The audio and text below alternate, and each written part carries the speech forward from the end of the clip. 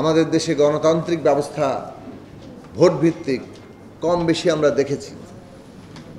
ভোটের অধিকার যদিও শেষ পর্যন্ত কেড়ে নেওয়া হয়েছিল, কিন্তু একেবারেই কোনো ভোটই হয়নি এমনটা নয়।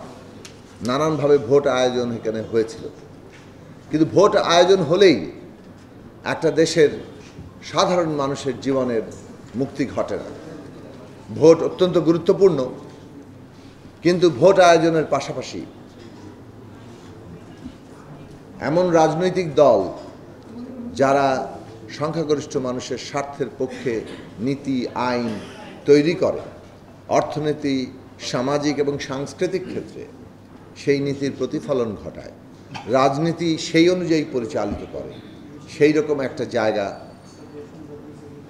যে রাজনৈতিক দল ধারণ করে, যে রাজনৈতিক শক্তি ধারণ করে, সেই রাজনৈতিক শক্তির বিকাশ ছাড়া মুষ্টিমেয় ধনিক শ্রেণী লুটেরা রাষ্ট্র ক্ষমতা ব্যবহার করে ধন সম্পদ যারা লুট করে নেয়, তাদের দ্বারা জনগণের সার্বিক মুক্তি সম্ভব না। ফলে আমরা যেমন একদিকে রাজনৈতিক ব্যবস্থার মধ্যে, রাষ্ট্র ব্যবস্থার মধ্যে গণতান্ত্রিক ব্যবস্থা কীভাবে কায়েম করা যায়, এককেন্দ্রিক ক্ষমতার বিপরীতে ক্ষমতার ভারসাম্য এবং জবাবদিহি কীভাবে তৈরি করা যায়, তার জন্য লড়াই করেছি।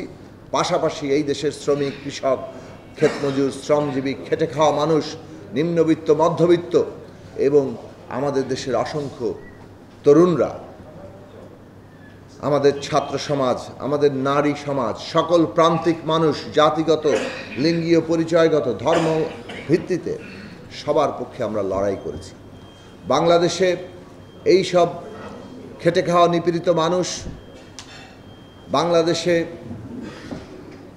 সকল প্রান্তিক মানুষের কণ্ঠস্বর হিসেবে, তাদের স্বার্থের প্রতিনিধিত্বকারী হিসেবে আমরা গণতন্ত্র মঞ্চকে দাঁড় করানোর চেষ্টা করেছি এবং সেই চেষ্টা এখনও অব্যাহত রেখেছি। তারই ধারাবাহিকতায় আমরা এই যে আসন্ন নির্বাচন, সেই নির্বাচনে মোকাবেলা করব। কিন্তু অভ্যুত্থানের পরপরই নির্বাচনের সাথে সাথে যে বিচার এবং সংস্কার অত্যন্ত গুরুত্বপূর্ণ, সেই প্রশ্নটিকেও আমরা তুলেছি। একটা রাষ্ট্র যখন নতুন গণতান্ত্রিক যাত্রায় যেতে চায়, তার প্রাথমিক শর্ত হয় সে ন্যায় বিচার প্রতিষ্ঠা করতে পারবে কিনা। কারণ রাষ্ট্র ধারণাটাই দাঁড়িয়ে থাকে ন্যায় বিচারের উপরে। আইন কি?